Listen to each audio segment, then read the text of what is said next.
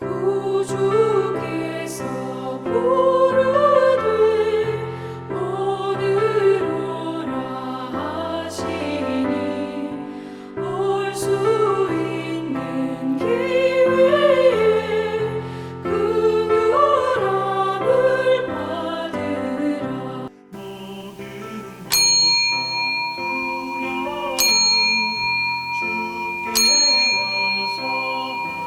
2022년 3월 13일 영상교회 TV 주일 예배 시작하시겠습니다. 엊그젠가요 3월 9일이었었죠. 우리나라는 제20대 대통령 선거를 잘 마쳤습니다. 잘 마친 의미는 내가 마음에 드는 사람이 대통령이 됐거나 내가 지지한 그런 분이 됐다는 의미가 아닙니다. 내가 지지한 진영의 사람이 됐다는 의미가 아닙니다. 선거를 마치고 나면 싸우는 일이 있어요. 부정선거다. 이번 선거는 고작 24만 7천 표라고 하는 역대 최근소차로 당락이 결정됐으니까, 게다가 사전투표에서 이상한 영상들이 발견이 되고 해서, 그래서 이거 투개표 부정이다 뭐다 해서 시끄러울까, 저는 그걸 걱정했어요. 그런데 마침 패자가 아주 일찍이 승복함으로 말미암아서 조용해요. 250만 표, 100만 표 차이로 당선된 것과 다름없이 아주 극미한 표 차이인데 참 다행이에요.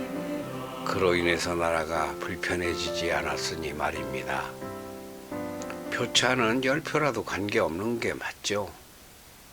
근데 부정선거라면은 10만 표를 이겼더라도 그건 문제가 되는 게 맞죠. 문제없이 잘 넘어가서 참 다행입니다. 반가운 일입니다. 저는 지금 신문사에 BK 뉴스라고 검색하면 나와요. 대전에. 거기에서 사설과 칼럼을 쓰는데, 이번에 10일날 당락이 결정되는 걸 보고서 바로 당선자에게 축하와 더불어서 청원하는 권면의 말씀을 사설로 올린 적이 있습니다. 거기서 제가 말하는 건 다른 게 아닙니다. 당선자 축하한다. 사실은 거기에 방점이 있는 게 아니에요. 그 당선자를 지지했던 분들 앞이 제가 그렇게 썼어요. 윤석열이 당선되기를 그렇게 간절히 바랬던 그 지지자 국민들 앞에 축하한다고 했습니다. 이 말은 국민의힘 거기 당원이거나 앞으로 거기서 정치 활동을 하려고 하는 사람들에게 축하한다는 의미도 되긴 되지만 아니에요. 자기가 바라는 대통령이 당선되었으니 축하한다는 뜻입니다. 뭐 50만 명 당원들에게 아니에요. 1600만 윤석열 후보를 지지한 그 많은 사람들에게 축하한다는 뜻입니다. 자기가 지지한 사람 대통령 되면 얼마나 좋아요. 또 한편으로 낙선한 사람, 이재명 후보죠. 거기는 위로와 격려의 글도 썼습니다.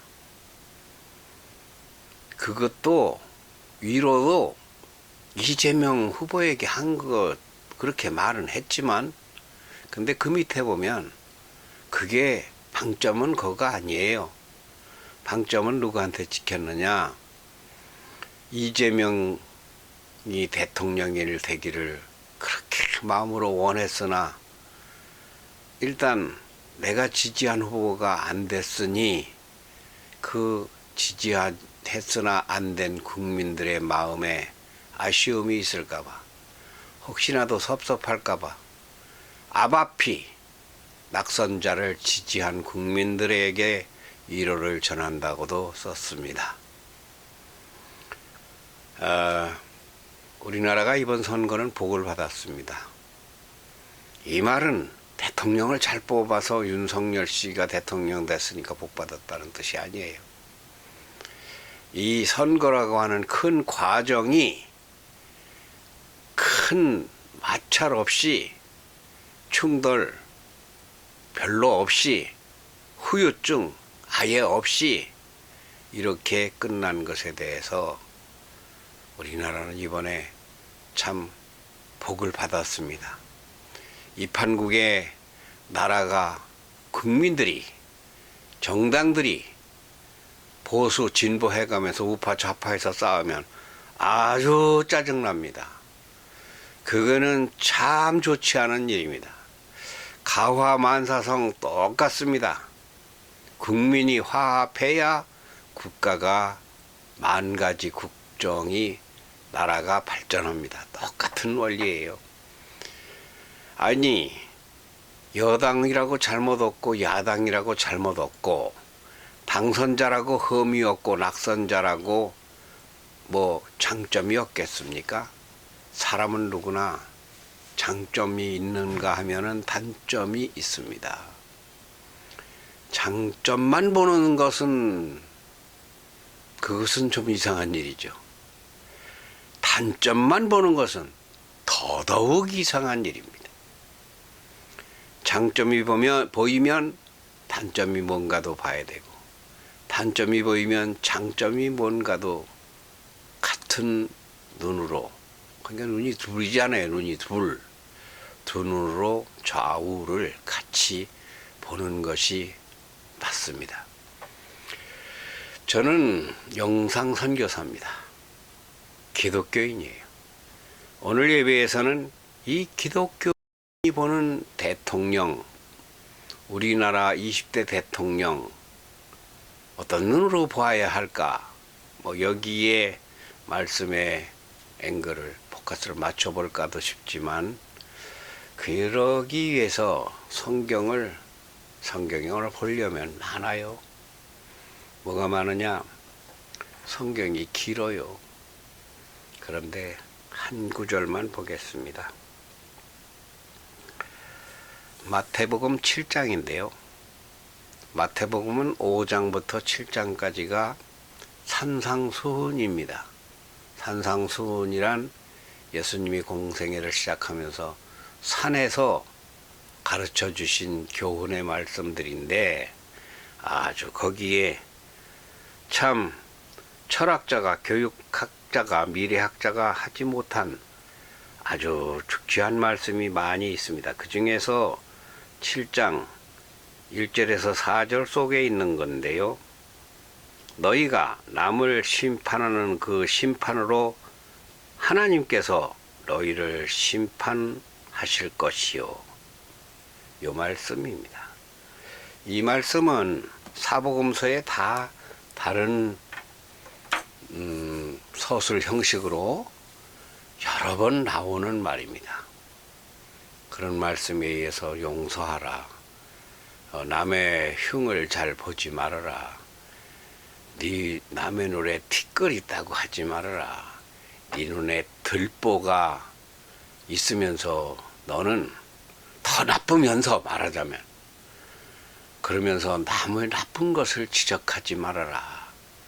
이런, 참 제가 지금 운영하고 있는 인성학당의 사상과 똑같은 말씀이 귀한 보석같이 바로 새겨져 있습니다. 바로 이 말씀을 오늘 주제로 삼으려고요. 선거가 끝나니까 참 저도 홀가분합니다. 저는 오랜 세월을 신문사 주필로 일해왔었기 때문에 여당도 야당도 나는 편이 없습니다. 그러니까 좌우, 진보, 보수 이런 어느 쪽이 속하지 않습니다. 나보고 그걸 묻는 사람이 있어요. 딱 한 사람입니다. 그 묻는 사람은 무슨 대답을 기다리겠습니까? 빨간색이냐 파란색이냐 결정해서 빨간색이라면 좋아하고 파란색이라면 조금 경계를 하려고 하는 속셈인 거 누가 모르겠어요. 나는 알아요. 그래서 나보고 누구를 지지하느냐, 누구를 찍을 거냐. 그러면 제가 뭐라고 하는가 하면, 나는 신문사에서 사설을 쓰기 때문에 내가 누구를 지지한다, 보수다, 진보다 내 정치적 견해를 밝히면 신문사가 그 색이 입혀진다. 빨간색, 파란색이 입혀져 버린다. 그러면 나를 그렇게 보는 건 좋은데 우리 신문사까지 그렇게 보이는 것은 내가 조심해야 되니까 나는 말을 하지 않습니다. 이래요. 저에게 그걸 묻는 사람은 아직까지 없습니다. 그 많은 사람을 만나도 작가님은 누굴 지지하십니까? 안 물어요. 내가 그 물을 수 있는 분위기를 안 만들어 줍니다. 사전에 방어를 해요. 뻔하니까. 근데 사람들을 만나면 두 마디만 들어보면 알아요. 이 사람은 극우다. 이 사람은 극좌다. 저 사람은 어떤 사람이다. 근데 그 극좌, 극우야 무슨 잘못입니까? 보수든 진보든 그 잘못 없어요. 그건 자기의 정치적 견해고 성향인데 그거를 고쳐라, 바꿔라, 나쁘다, 좋다 하면 안 돼요. 기독교인은 그것을 절대로 상대에게 나와 다르거나 같다고 해서 그걸 지지하거나 거부하거나 그러면 안 돼요. 왜 그런가 하면 종교와 정치는 분리됐기 때문입니다. 겹들여 언론도 정언 분리입니다. 정치와 언론은 분리입니다. 경언도 경제와 언론도 사실은 분리를 해야 돼요. 그게 도대체 무슨 말인고 하면은 제게 오는 카톡들 있잖아요. 문자 메시지 있잖아요. 자기가 옳다고 그냥 빨간 물을 들여가지고 국민의힘에서 정권을 교체해야 된다. 약탈정부다. 문죄인이다. 이 정부를 때려 부셔야 된다. 그리고 나라를 제대로 세워야 된다. 그거 저는 그냥 편안하게 받습니다. 그런 문자와 카톡을 하루에 5번, 10번 보내는 사람도 많아요. 내 주변에. 어떤 사람은 새파랗게 민주당 색깔을 입혀가지고 검찰공화국이 되면 안 된다느니 적폐 정산을 한다고 정치보복할 정권이 들어서면 안 된다느니 이런 것도 또 많이 와요. 페이스북에 그냥 도배질을 해요. 페이스북을 나는 올리지는 않고 그냥 아는 사람들이 많이 있으니까 열어보긴 열어보는데 거기에 대해서 제가 한 말씀 꼭 드리고 싶습니다. 우리 기독교인들은 빨간 색깔이나 파란 색깔이나 모두 다 미운 눈으로 보면 안 됩니다. 대신 환장하고 보면 안 됩니다. 세상 사람들이 옳으면 얼마나 옳겠습니까? 세상 사람들은 옳지 않은 게 사실은 더 많아요. 저부터도 똑같아요. 기독교인이라고 성결합니까? 대통령이라고 거룩합니까? 그 주변 사람들 핵심 참모가 똑똑해서 착각하면 안 됩니다. 사람은 다 부족합니다. 그건 대표적으로 저부터도 그래요. 남을 포용하고 사랑하고 이해하고 품고 보듬지 못하고 내 마음에 들으면 환장을 하고 끌어안고 내 맘에 조금만 안 들면 그냥 톡톡 걷어차고 독가시를 내뿜듯이 공산당 사상이 있다느니 이거는 무슨 뭐 독재 그런 정부에서. 근데 왜들 그럽니까? 그거는 정치적 욕심이 있는, 앞으로 뭐 국회의원을 할란다거나 그런 사람들은 내가 다소 이해를 해요. 그렇게 하든 저렇게 하든 국민을 꼬드게 해야 되니까. 그것이 독립운동처럼 위대한 건데, 당신이 파란색이 안 들어오면 당신은 매국노다, 뭐 이를테면 뭐 반국가주의적이다, 반민족적이다, 이렇게 딱 그 뜻이 하면은 그 색깔이 있고 자기에 맞는 쪽으로 이렇게 가잖아요. 그게 표를 받기 위해서, 자기가 선거하기 위해서 욕심이죠. 내가 국회의원을 하기 위해서 내 신념이나 내 양심에 옳지 않은 것을 그렇게 강조하는 건 중앙당에서 뭐 이렇게 내려온 선거 지침이다, 그거요. 헌법 아니에요. 그건 자기네 집단 이기주의입니다. 근데 환장할 필요 없어요. 그럼 우리는 뭐에 환장해야 됩니까? 하나님 말씀에 환장해야 됩니다. 우리가 그 하나님 말씀에 많이 부족하니까 다른 데서도 문제가 생기는 거예요. 남을 이해도 못하고. 그러니까 하나님 말씀에서 뭐 저쪽을 강력하게 질타하고 꾸짖고 비난하고 악담을 퍼붓는 사람들, 그거 그대로 네가 받는다. 그거 지금 오늘 읽은 성경이 그거예요. 남을 판단하고 심판하고 비난하는 그대로 네가 몽땅 받을 것이다. 그게요, 그 사람한테 안 가요. 성경은요, 그거 그렇게 하면 너한테 그게 간다는 게, 너한테. 왜 남의 흠을 그렇게 재미삼아서 취임입니까? 그거 그렇게 함으로써 남이 만들어 놓은 거 그거 갖다가 사진하고 해가지고 글씨해가지고 카피해가지고 어떤 교수 글이라고, 교수가 뭐 대단한 거라고, 그거 하나님보다 높아? 목사님보다 높아? 그 사람 그냥 그런 것을 그냥 무슨 맹신이라 그래요. 기독교로 말하면 광신자 같은 거예요. 똑똑치 못한, 칠칠치 못한 짓거리예요. 그거 왜 합니까? 나 그거 그래도 받아들여요. 다 그 수신 거부 안 해요. 다 그런 사람들 그렇게 생각하는구나. 왜 저렇게 환장을 하고 지지를 하지? 그 아들이 정치를 하는가? 그렇다면 또 그럴 수도 있겠다, 또 그렇게 얘는 잘 모르니까. 그 집안이 국회의원 집안인가? 이번에 시장을 출마하려는 집안인가? 그 시장 출마하는 사람하고 선후배지간인가? 동창인가? 뭐 이렇게 생각을 하면 그것도 이해는 가요. 그런데 행동맞게 정치랑 관계도 없이 사는 사람들이 왜 그렇게 정치색이, 그 정치에 대해서 견해가 없으면 칠칠 맞고 무식한 사람 취급을 하니까 그 열등감을 회복을 하기 위해서 그러는가? 왜들 그럽니까? 기독교도 마찬가지예요. 대전역이나 서울역이나 가면 그냥 예수 천당 외치는 막 스피커 달고, 그것도 그 방법에서 아무리 예수가 오라도 그렇게 해서 예수 믿어지지 않습니다. 이 전도를 하는 것은요, 전도예요. 행위전도지 말로 믿으라고 해서 안 됩니다.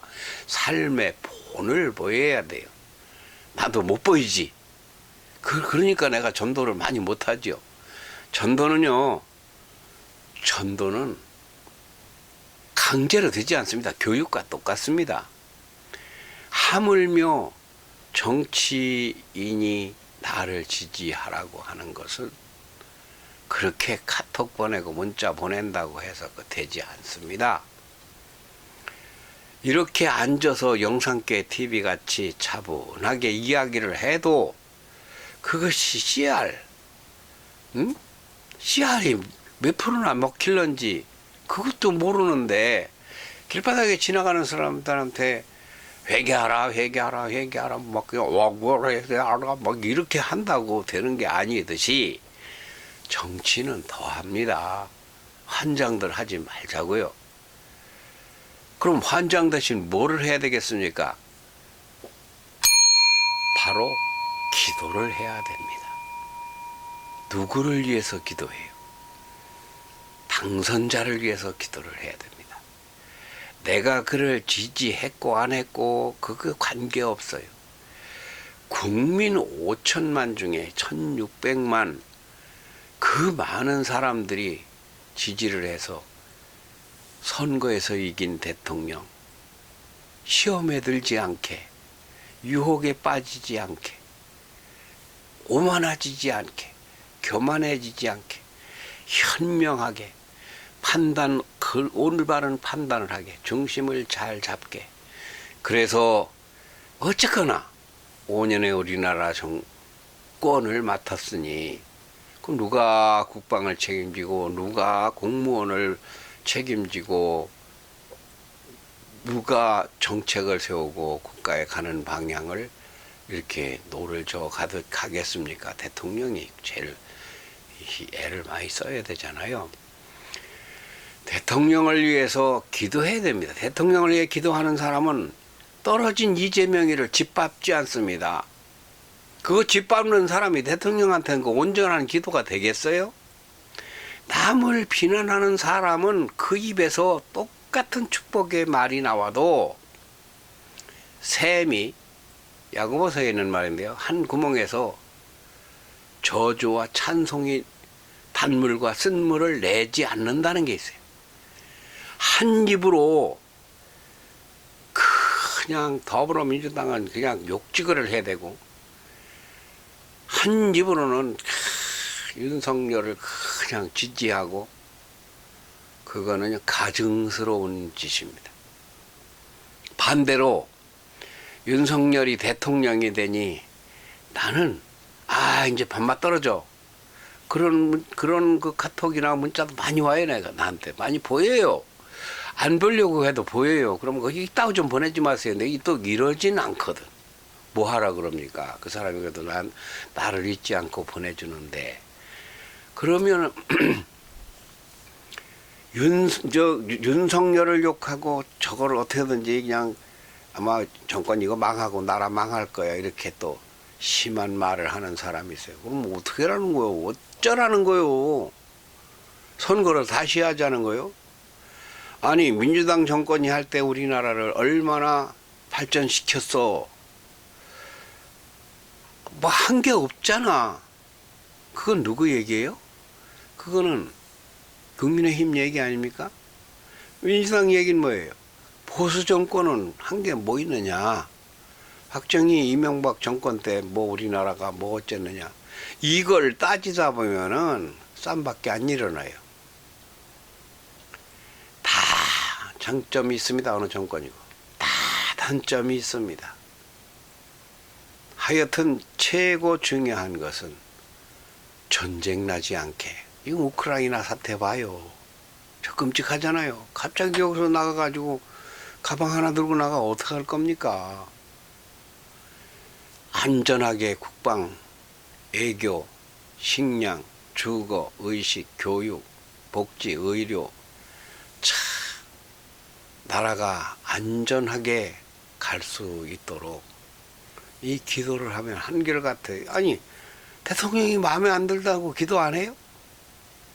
마음에 든다고 그 사람들만 위해 기도하고 전 정권은 그냥 싹 그냥 개쓰레기 같은 것들이었었다고 막 그 찬당들이 지금도 남아가지고 또 정권 뺏어오려고 한다고 하는 짓거리 보면 민주당 뻔하지 뭐 또 이렇게 악담합니까?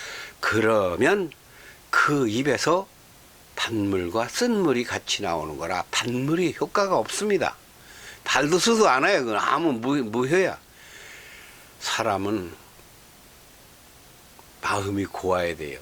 여자만 마음이 고운 게 아니라 남자나 여자나 사람은 마음이 고와야 돼요. 마음이 고우려고 하면은 남을 판단하고 심판하고 정죄하지 말아야 됩니다. 사람 못 써 이 소리 하는 사람 참 최하합니다. 한 번 실수하면 그냥 영원히 용서를 안 해요. 나는 한 번 딱 그냥 마음에 안 들면 그냥 영원히 상종 안 한다고. 위대한 녀석 아니야. 아주 칠칠하고 못난 거야.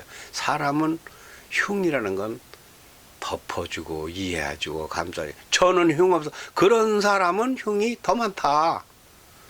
그게 바로 자기한테 자기가 자기를 저주하는 방법이에요. 사람은 그렇게 부족한 겁니다. 그러니까 성경에서 하는 말이 남을 판단하지 말아라. 판단하고 그냥 짓밟고 무시하고 그러면은 지가 안 돼. 남이 안 되는 게 아니에요. 자기가 안 되는 거예요. 나도 그거를 잘해야 된다고 생각해요. 될 수 있으면 이해하고 포용하고, 아, 저 사람이 저런 것은 실수를 하는구나. 아, 실수할 수 있지. 대통령도 실수하는구나. 아, 할 수 있지. 왜 실수했을까? 나쁜 놈이라 한 게 아니에요. 머리가 그밖에 안 돌아가서 그래요. 세종 대왕이 그 얘기를 한 거예요. 그럼이 그렇게 하는 것은 그렇게 배우지를 못해 그렇으니 그렇게 가르치지 못한 내 책임이라는 게 세종대왕 말이에요. 그게 세종 인성학당 정신입니다. 아니, 그 사람 왜 그러겠어? 무식해서 그래요? 무식하면은 가르쳐야지. 무식한 놈하고 똑같이 같이 다퉈? 사람은 큰 사람이나 작은 사람이나 나이 들었으나 젊으나 늙으나 다 훌륭한 점이 있고 다 부족한 점이 있습니다. 그죠? 판단하고 자르고 정죄하고 욕하고 비난하고 이외에 닮은 그냥 꼴딱꼴딱 환장을 하고 감탄고토라고 하는 건데 달면 환장을 하고 쓰면 턱 뱉고 욕하고 짓밟고 못 써요. 우리 나라의 새로 20대 대통령으로 오늘 뭐 인수위원장이 뭐 안철수 씨가 된다는 얘기가 들리기도 하던데 인수위원회가 출범하게 됩니다. 어떻게 해야 되겠습니까? 축복해야지, 덕담해야지. 마음에 안 들어도 덕담해야 되고, 마음에 들어도 더더욱 그게 환장 니급을 할 게 아니고 마음에 드는 만큼 같이 경쟁했다 낙심만 떨어진 사람들도 위로도 하고 너그러운 하나님의 말씀에 가까이 가는 우리들이 됐으면 좋겠습니다.